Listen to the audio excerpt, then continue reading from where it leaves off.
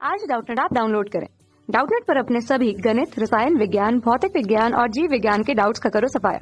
बस प्रश्न की फोटो खींचो, एक ही प्रश्न को क्रॉप करो और तुरंत वीडियो सोल्यूशन पाओ। अभी डाउनलोड करें। कंपनी के निर्माण की विभिन्न स्थितियों के नाम लिखिए। अब हम जान लेते हैं कि कंपनी को निर्माण करने की कितनी सारी स्थितियां होती हैं और विभिन्न प्रकार की स्थितियां होती हैं, और इनको हम अब विस्तार से जान लेते हैं। तो सबसे पहला तो कंपनी के निर्माण करने की स्थिति होती है प्रवर्तन। सबसे पहला कौन सा होता है हमारा? प्रवर्तन हमारी कंपनी की सबसे पहली स्थिति होती है। इसका अर्थ होता है, इसके अंतर्गत वह समस्त क्रियाएं आती हैं जो एक व्यावसायिक इकाई को अस्तित्व प्रदान करती है। प्रवर्तन के अंतर्गत वो सभी चीजें आती हैं जो एक कंपनी को स्थापित करने के लिए की जाती है। तो हम इसे लिख सकते हैं कि इसके अंतर्गत वह समस्त कार्य आते हैं, समस्त क्रियाएं आते हैं जो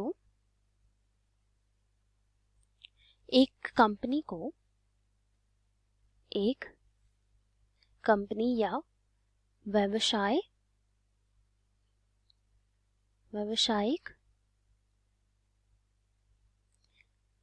इकाई को अस्तित्व में लाने के लिए अस्तित्व प्रदान करती है। प्रवर्तन के अंतर्गत वो सभी क्रियाएं आ जाती हैं, सभी कार्य आ जाते हैं जो एक व्यवसाय को जीवित करने के लिए, अर्थात एक नया जीवन देने के लिए की जाती है। तो ये सबसे पहला हो गया हमारा कंपनी के निर्माण की स्थिति। अब हम देख लेते हैं कंपनी के निर्माण करने की दूसरी स्थिति क्या होती है। दूसरी स्थिति हम सभी जानते हैं, समामेलन। समामेलन से हमें क्या होता है, हमारा कंपनी का निर्माण होता है। तो समामेलन का अर्थ होता है एक कंपनी को रजिस्ट्रेशन कराना, अर्थात एक कंपनी को उसके चरण तक पहुंचाना। एक कंपनी को कृत्रिम व्यक्ति बनाने की प्रक्रिया क्या कहलाती है? समामेलन कहलाती है। पंजीकरण के बाद ही एक कंपनी अस्तित्व में आती है तथा इसका एक अस्तित्व बन जाता है और वो एक अपने सदस्यों से पृथक अस्तित्व की हो जाती है और सभी कार्य खुद ही कर पाती है। तो हम ये लिख सकते हैं कि समामेलन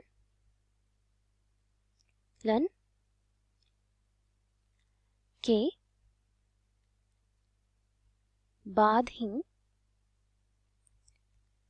कंपनी अस्तित्व में आती है तथा एक कृत्रिम व्यक्ति के रूप में निर्माण हो जाता है तथा समामेलन का क्या अर्थ होता है? रजिस्ट्रेशन कराना। तो हम ये भी लिख लेते हैं, और इसका अर्थ होता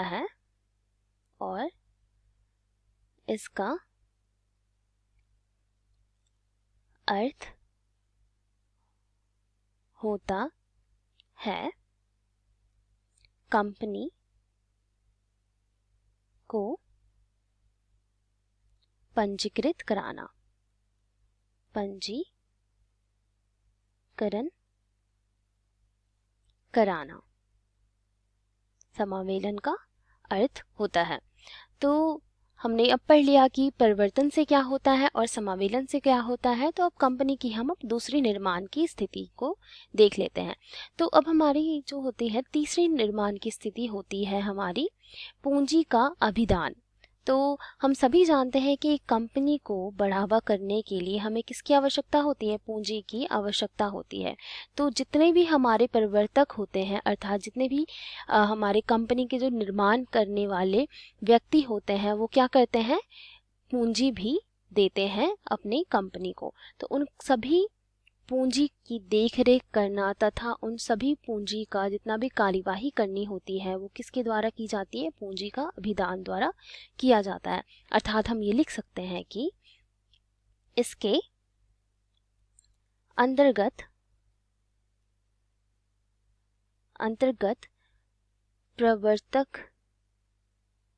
प्रवर्तकों द्वारा आवश्यक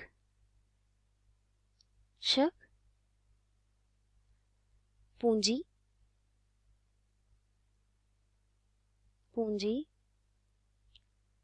जमा करने के लिए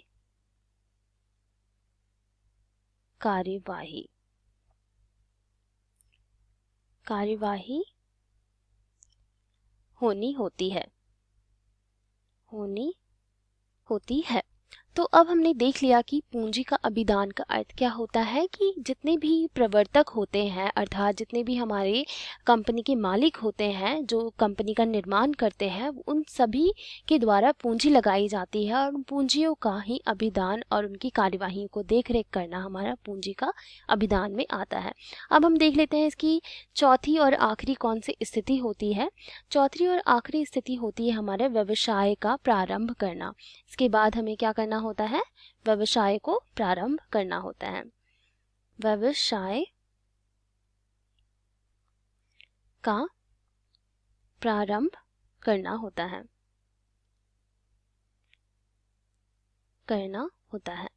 अब इन सभी कार्यों के बाद हमारा अंत में कार्य आ जाता है व्यवसाय को प्रारंभ करना। एक जो निजी कंपनी होती है वो समावेलन के तुरंत बाद ही क्या कर सकती है? अपने व्यवसाय को आरंभ कर सकती है।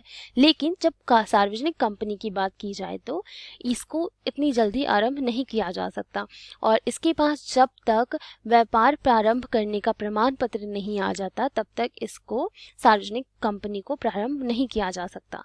लेकिन हम ये लिख सकते हैं कि निजी कंपनी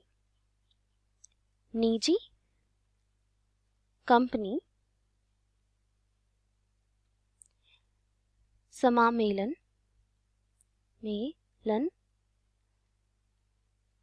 के तुरंत बाद ही व्यवसाय प्रारंभ कर सकती है।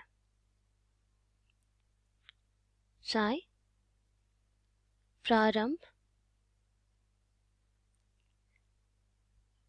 कर सकती है, परंतु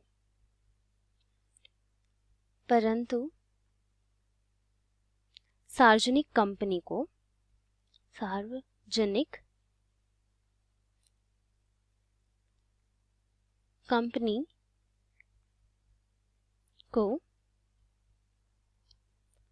व्यापार प्रारंभ करने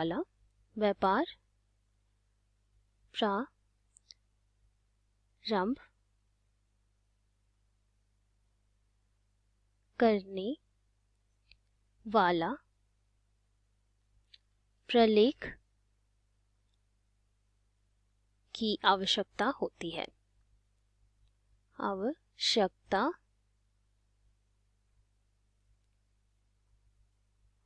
है। तो जैसे ही सार्वजनिक कंपनी को उसका व्यापार प्रारंभ करने वाला प्रलेख आ जाता है तो उसके तुरंत बाद ही सार्वजनिक कंपनी भी अपना व्यापार प्रारंभ कर सकती है। तो ये चार क्या हो गए? हमारी चार विभिन्न स्थितियां हो गई जिसके द्वारा एक कंपनी का निर्माण होता है। तो सबसे पहले क्या हुआ? हमारा प्रवर्तन किया गया जिसमें हमारी सभी क्रियाएं की गई जो एक व्यवसाय को प्रारंभ करने के लिए की जाती हैं। उसके बाद हमारा समावेलन का कार्य हुआ, अर्थात पंजीयन का कार्य हुआ कि एक कंपनी को किस तरीके से हम निर्माण कर सकते हैं तथा उसे कृत्रिम व्यक्ति में बदल सकते हैं।